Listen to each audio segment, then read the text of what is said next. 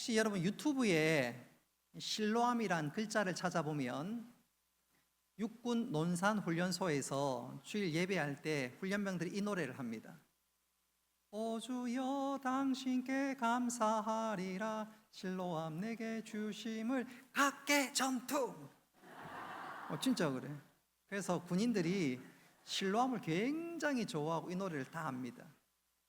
혹자는 실로암 하니까 불교 노래인 줄 아는데 아니고 기독교 노래고, 실로암이 무슨 뜻인지 알고 우리 제가 한번 설교 시작하겠습니다. 실로암은 예루살렘 성 바깥에 기혼샘이라고 있습니다. 이건 자연적인 운물인데 전쟁이 나면 성 안에 있는 사람들은 식수가 부족해서 큰 위기를 당할 수 있기에 기혼샘으로부터 인공수로를 만들어서 안에 연못을 하나 만드는데 그게 바로 실로암입니다. 그리고 실로암의 뜻이 보냄을 받은 물, 그런 뜻이고, 이 실로암의 영적 의미는 보냄받은 물인 것처럼 보냄받은 자가 우리 주 예수 그리스도입니다.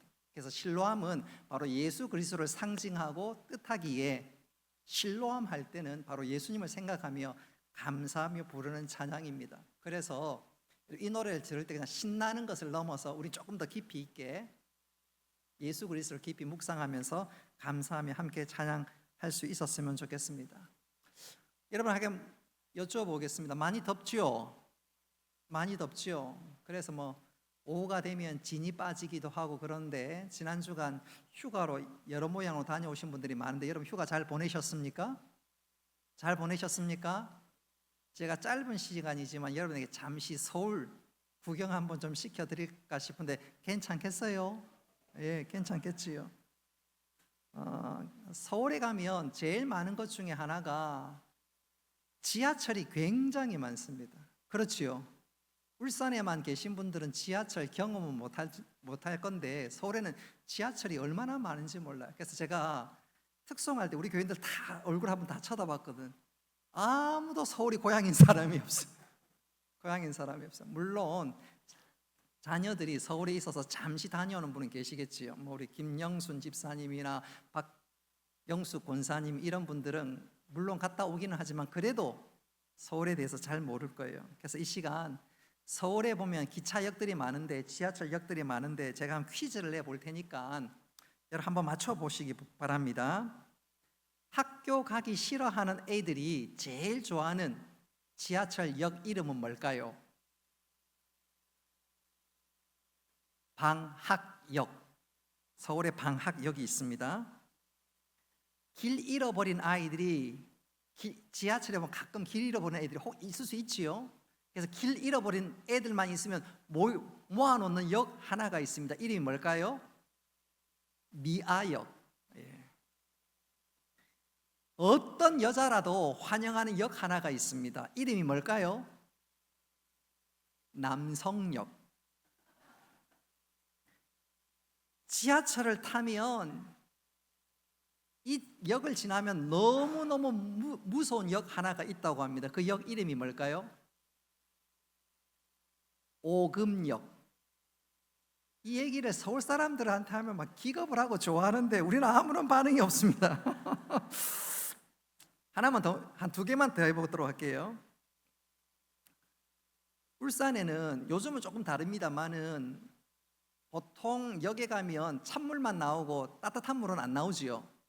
근데 서울에서 이 역은 서비스가 너무너무 잘 돼가지고 화장실에 뜨거운 물도 찬물도 콸콸콸 잘 나오는 역이 있습니다. 그 역 이름이 뭘까요? 온수역. 마지막입니다. 서울역 중에서 제일 긴 역 이름이 뭘까요?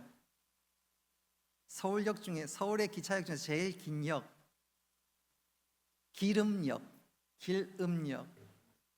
이거 하면은 개중에 웃을 줄 아는 사람이 있을 줄 알았는데 아무도 서울에 대해서 모르고 하니까 모르고 전혀 반응이 없습니다. 다음에 언젠가 서울에 한번 초청받으면 이거 한번 해야 되겠는데 우리는 아무도 없는 것 같아요. 그래서 오늘 이 시간 바로 설교 들어가도록 하겠습니다. 설교 제목이 세상이 감당할 수 없는 사람들. 두 번에 나누어서 말씀을 전하려고 하는데 준비해보니까 양이 참 많아요. 그래서 반으로 뚝 잘라서 오늘은 전반부 그리고 다음번에는 후반부 말씀을 전하도록 하겠습니다. 자, 이 시간 여러분들에게 질문과 함께 설교를 시작해 보고자 하는데, 세상에서 제일 강한 것이 뭘까요? 제일 강하고 튼튼한 것이 과연 뭘까요? 탈무드에 의하면 세상에서 강한 것 12가지를 소개하는데, 제일 먼저 첫째로 제일 강한 것이 무엇이냐? 탈무드에서는 한번 따라 합시다. 돌을 제일 강한 것으로 생각합니다. 그런데 그 아무리 강한 돌도 쇠에 의해서 깎이고 다듬어집니다.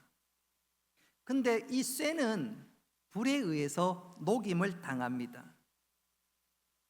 이 불도, 쇠를 녹이는 이 불도 물에 의해서는 꺼지게 되지요. 그러니 물이 세다는 것입니다. 그런데 이 물도, 이 센 물도 구름에 의해서 흡수됩니다. 그러니 물보다 구름이 세지요? 아무리 센 구름도 바람에 의해서 결국 이리저리 흩어지게 됩니다. 바람이 세다는 말입니다. 근데 그 센 바람도 사람을 움직이지 못하고 사람들이 그 바람을 이긴다고 합니다. 그러니 사람이 굉장히 세지요. 근데 그 사람도, 인간도 삶이 너무너무 괴로우면 참혹하게 무너지는 경우들이 있다고 합니다. 그러니까 사람을 힘들게 만드는 그 참혹함이 세상에 가장 센 것이라고 할 수 있지만, 그 잠도, 그 무서운 삶의 괴로움도 술에 의해서 달래집니다. 술이 가장 세다는 것입니다. 근데 그 술도 잠을 이기지 못합니다. 아무리 괴로운 일들도 자고 일어나면 깜짝같이 잊혀지는 경우들이 종종 있습니다. 그러나 그 잠도 죽음을 이기지 못하고, 그 강력한 죽음이라 할지라도 결국 사랑을 이기지 못한다고 합니다. 그러니까 탈무드에서 말하는 세상에서 가장 강한 것이 뭐라고요? 사랑이라고 합니다. 여러분, 이 말에 동의를 하십니까? 여러분, 세상에 가장 강한 것이 사랑일까요? 여러분 생각은 어때요? 제일 강한 게 사랑입니까? 사랑이에요? 그런데 오늘 읽은 말씀은 이 사랑보다 더 세고 강력한 것, 아니 세상의 그 어떤 것도 이기는 것이 있다고 말씀하는데, 그것이 뭘까요? 한번 따라합시다. 믿음이 세상에 제일 강한 것으로 소개하고 있습니다. 오늘 이 믿음과 관련해서 히브리서 11장 38절 아주 중요한 한 가지 말씀을 우리들에게 던져주고 있는데, 히브리서 11장 38절 말씀에 보니까 나의 의인은 믿음으로 말미암아 살리라 그랬습니다. 즉 믿음으로 말미암아 우리가 하나님의 사랑받는 아들, 딸들이 되었으니 이제 이후로 우리는 사나 죽으나 믿음을 가지고 살아야 한다, 바로 그것이지요. 다시 말씀드리면 믿음으로 산다는 말은 어떻게 해석할 수 있느냐 한번 따라해 봅시다. 범사에 하나님 뜻대로 사는 것이다. 믿음으로 산다는 것은 범사에 모든 삶에 있어서 하나님 뜻대로 사는 것, 그게 바로 믿음으로 사는 것입니다. 그렇게 우리가 믿음으로 살면 우리가 생각하고 우리가 상상하는 것보다 더 놀라운 일들이 우리에게 일어납니다. 믿음으로 말미암아 우리에게는 말할 수 없는 혜택이 주어집니다. 오늘 읽은 말씀을 통해서 저는 세 가지, 우리가 믿음으로 살 때 우리에게 주어지는 놀라운 혜택, 믿음으로 살 때 하나님께 주시는 은혜가 무엇인지 두 번에 걸쳐서 말씀드리는데, 오늘은 세 가지만, 우리가 믿음으로 살 때 하나님께 우리에게 주어지는 혜택, 주어지는 은혜가 무엇인지 이 시간 살피면서 믿음으로 살 때 주어지는 혜택을 톡톡히 누리는 우리 모두가 되기를 주님의 이름으로 축복합니다. 자, 우리가 믿음으로 살 때 주어진 첫 번째 혜택은 무엇이냐면, 한번 따라 합시다. 내 앞에 어떤 영적 홍해도 건너게 됩니다. 오늘 29절에 보면 홍해를 건넌 믿음에 대해서 소개하고 있는데, 그렇습니다. 우리가 믿음이 있으면 내 앞에 어떤 영적 홍해라도 건널 뿐만 아니라 우리가 어떤 영적 홍해를 만난다 할지라도 하나님께서 우리에게 길을 내어 주시는 줄 믿으시기를 바랍니다. 다시 말씀드리면 믿음으로 살면 하나님께서 우리에게 어떤 어려움이 있더라 할지라도 돌파구를 열어주신다는 것입니다. 자, 우리 29절 말씀 보십시오. 믿음으로 그들은 홍해를 육지같이 건넜으나, 사람들 생각에는 홍해는 끝장난 것이고 더 이상 갈 길이 없는 것으로 생각하겠지만, 끝났다고 생각하겠지만, 하나님을 믿는 자에게는 내 앞에 홍해 같은, 영적 홍해 같은 어려움이 오고 내 길을 막는다 할지라도 하나님께서는 우리에게, 한번 따라합시다, 길을 내어주십니다. 길을 내어주십니다. 이스라엘 백성들이 출애굽하고 애굽을 떠나 며칠 뒤 다다른 곳이 홍해입니다. 더 이상 전진할 수 없습니다. 근데 또 하나 문제는, 전진할 수 없으면 돌아가든지 잠시 백을 해야 되겠는데 큰일 났습니다.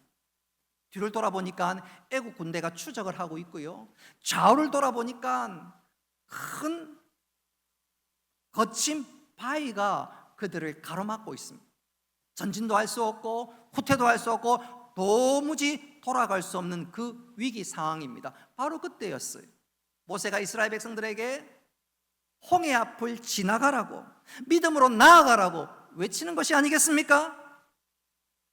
있을 수 없는 일을 요구하고 있습니다.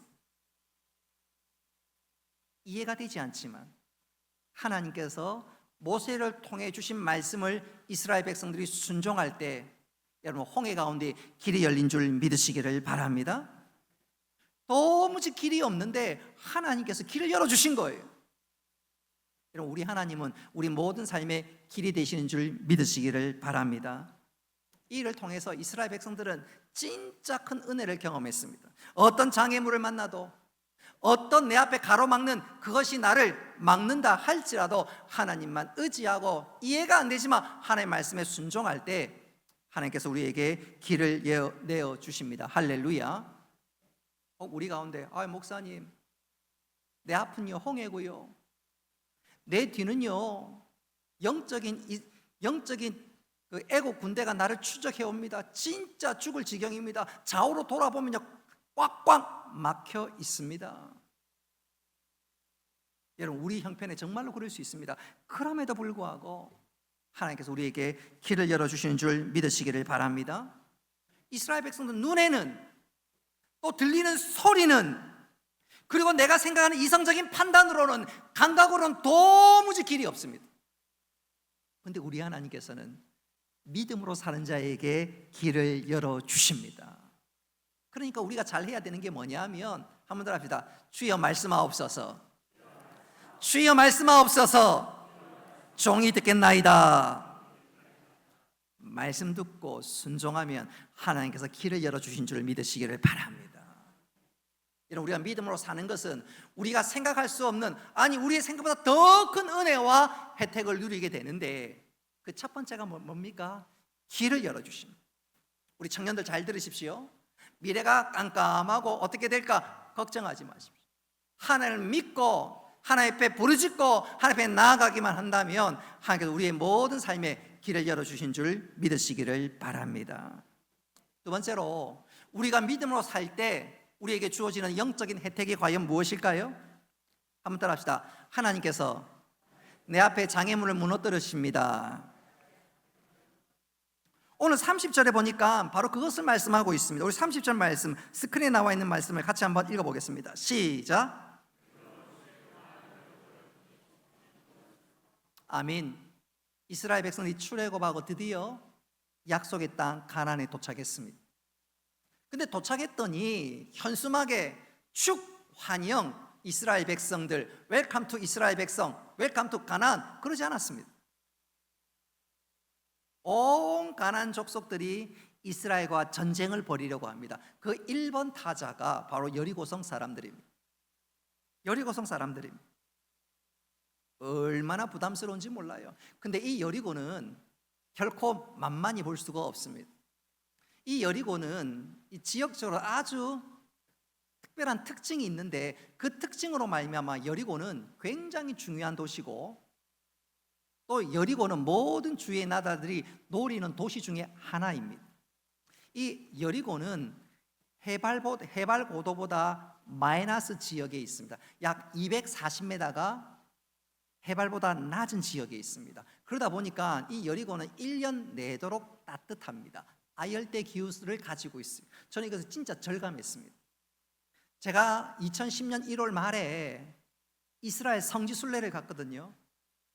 근데 성지순례 가면서 아쉬운 것 중에 하나가 저 사해 바다에 들어가면 물에 둥둥 뜬다는데 1월 달에 가니까 사해 바다에 들어갈 수 있습니까? 못합니까? 못해요. 근데요, 여리고에 가고 또 사해 바다가 오니까 그 걱정은 그냥 날아가 버렸습니다. 해발 240m로 땅이 푹 꺼져 있으니까 1년 연중 아열대 기후입니다. 그래서 제가 그때가 1월 30일인가 28일쯤 됐는데 제가 우통 딱 벗고 수영 팬티만 입고 과감하게 사해 바다에 뛰어들었습니다. 근데 춥지가 않더라고요. 저의 모습을 보고, 저 늠름한 모습을 보고 둘째 아들도 팬티만 입고 쫓아왔어요. 큰아들은 들어오지 않았습니다.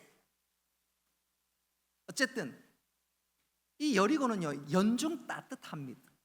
뿐만 아니라 이 여리고는 여리고에 물이 모이니까 물이 많은 지역입니다. 그러니까 여리고의 농사가 얼마나 잘 되는지 사람들이 몰려오기 시작했고, 또 이 여리고는 예루살렘으로 가기 위한 초입 관문입니다. 그러니까 이 여리고는 무역 도시이기도 합니다. 그러니 여리고는 고대로부터 사람들이 몰렸고 잘 사는 동네도 하다 보니까, 지역이고 하다 보니까 도적대들이 호시탐탐 여리고를 노립니다. 그러니까 여리고 입장에서는 어떻게 해야 됩니까? 성벽을 높일 수밖에 없는 거예요.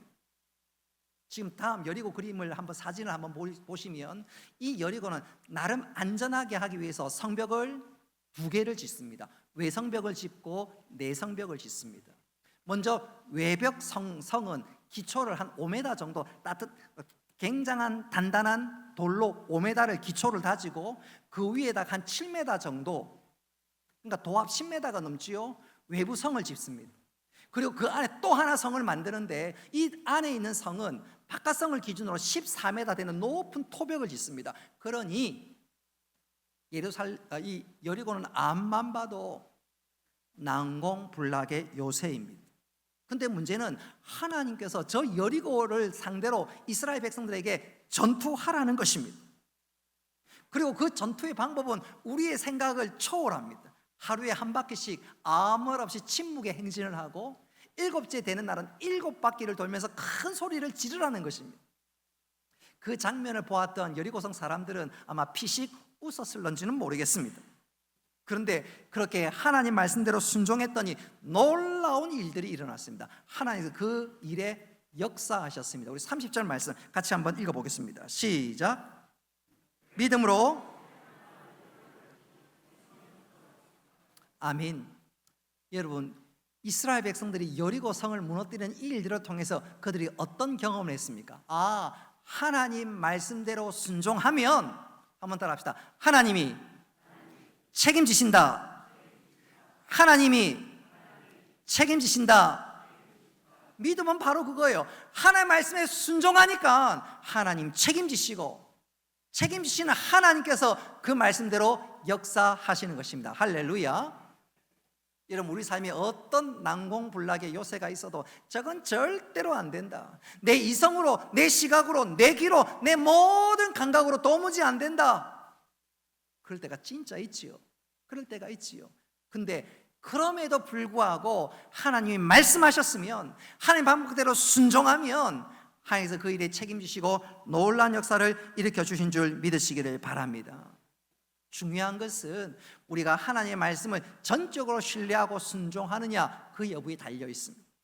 우리가 말씀대로 살기만 하고 순종하기만 한다면 하나님께서 그 말씀 땅에 떨어뜨리지 않고 반드시 역사해 주실 것입니다. 자, 그렇습니다. 우리가 믿음으로 살면 우리에게 놀라운 혜택이 주어지는데, 그 2번째 혜택이 뭐지요? 내 앞에 있는 모든 장벽들을 제거해 주십니다.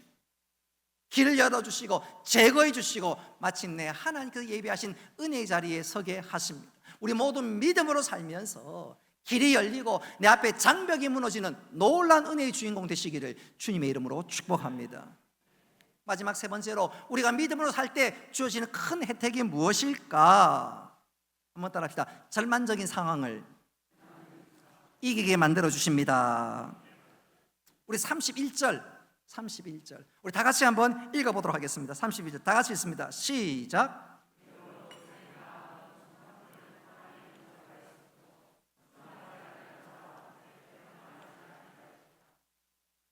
아멘. 여리고성은 하나님께서 멸망시키기로 작정하셨습니다. 그리고 여리고는 진짜 멸망당했습니다. 그런데 그 멸망 가운데 살아남은 사람들이 있지요. 누굽니까? 라합과 그의 가족들입니다. 그러면 라합과 그의 가족은 어떻게 해서 살 수 있었을까요? 라합이 이스라엘 백성들에 관한 소문을 들었습니다. 그도 그럴 것이 여리고는 무역도시입니다. 많은 사람들이 이곳을 지나갑니다. 그러니까 온갖 소문과 온갖 정보가 어디에 모이지요? 여리고에 모입니다. 근데 그 당시 초강대국은 애굽이었는데 그 애굽을 이스라엘 백성이 출애굽했을 뿐만 아니라 그 이스라엘 백성들이 광야 40년 동안 만나와 메추라기로 40년 동안 끄떡 없었고, 또 얼마 전에는 요단강 동편인 바산과 시온을 하나님께서 아모리 두 나라를 멸망시키는 것 아니겠어요? 그 소문이 여리고에 들렸습니다. 그 소문을 듣는 순간 기생 라합은 이야, 나도 하나님 백성 되었으면 좋겠다. 그리고 이 여리고는 반드시 멸망할 건데 나는 이방신을 섬기다가 멸망당하는 것이 아니라 나는 하나님 백성 되었으면 좋겠다. 하나님 그 믿음을 보시고 결국 정탐꾼을 통해서, 또 정탐꾼을 만나는 것과 여러 가지 일련의 사건을 통해서 하나님께서 라합을 구원해 주셨습니다. 할렐루야. 여러분, 믿음은 멸망 가운데서도 구원을 얻습니다. 할렐루야. 혹 우리 가운데 여러 가지 일로 나는 진짜 죽었다, 나는 이제 진짜 끝장났다, 나는 이제 도무지 희망의 빛이 조금도 보이지 않는다, 혹 그런 분 계실런지 모르겠어요. 그러나 아니올시다. 오늘 우리 하나님께서는 믿는 자를 구원하여 주시고 절망 가운데 일으켜 주신 분인 줄 믿으시기를 바랍니다.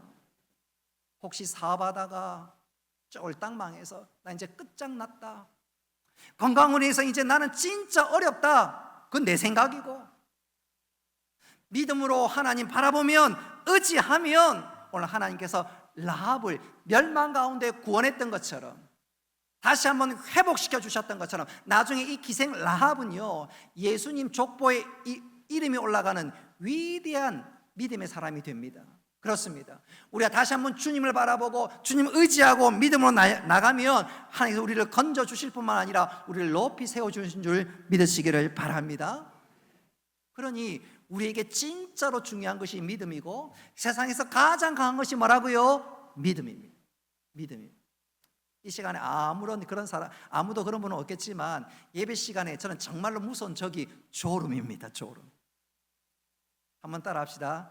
영적으로 졸면 죽는다. 근데 우리가 말씀 붙잡고 살면 그 말씀이 우리를 절망에서 일으키고 구원하여 주시고 어떤 장벽도 무너뜨리고 우리의 길을 열어주신 줄 믿으시기를 바랍니다. 이제 말씀을 맺도록 하겠습니다. 제가 설교를 시작하면서 세상에서 가장 강한 것이 무엇일까요? 물었습니다. 탈무드의 맨 마지막은 사랑이라고 얘기합니다. 물론 일리가 있습니다. 그러나 믿음의 관점에서 보면 가장 강력하고 심지어 세상을 이기는 것이 무엇일까요? 오늘 38절 말씀 보면 이런 사람은 세상이 감당하지 못하느니라 고개를 절레절레 흔든다. 어떤 사람이지요? 믿음을 가진 사람입니다. 오늘 이스라엘 백성들 보십시오. 믿음으로 인해서 홍해 가운데 길을 발견하고 길을 얻는 놀라운 은혜를 겪었습니다. 이스라엘 백성은 또 여리고 앞에서 그 앞에 모든 장애물이 무너지는 놀라운 은혜를 얻었습니다. 무엇으로요? 믿음으로 말미암아. 여리고에서 기생라합은 마땅히 죽어야 했지만 그는 살았을 뿐만 아니라 예수님의 족보에 이르는 위대한 믿음의 사람이 되었습니다. 무엇으로요? 믿음 때문에. 오늘 38절 말씀은 그래서 믿음 있는 사람을 38절에 세상이 감당하지 못하느니라. 믿음이 가장 강력하고 심지어 그 믿음은 죽음을 이기고 우리를 천국으로 인도하는 줄 믿으시기를 바랍니다. 여러분, 믿음이 능력이요, 믿음이 생명이요, 믿음이 구원이요, 믿음이 길입니다. 여러분, 이 여름 우리 믿음 생활 게을리하지 말고 더욱더 믿음 생활 열심히 하고 온전한 믿음의 사람이 될 수 있기를 바랍니다. 그래서 세상이 감당할 수 없는 사람이 될 뿐만 아니라 하나님께서 우리의 모든 사람들을 붙드시고 인도하시고, 그래서 우리는 구원의 노래를 부르는 믿음의 사람으로 살아갈 수 있기를 주님의 이름으로 축복합니다.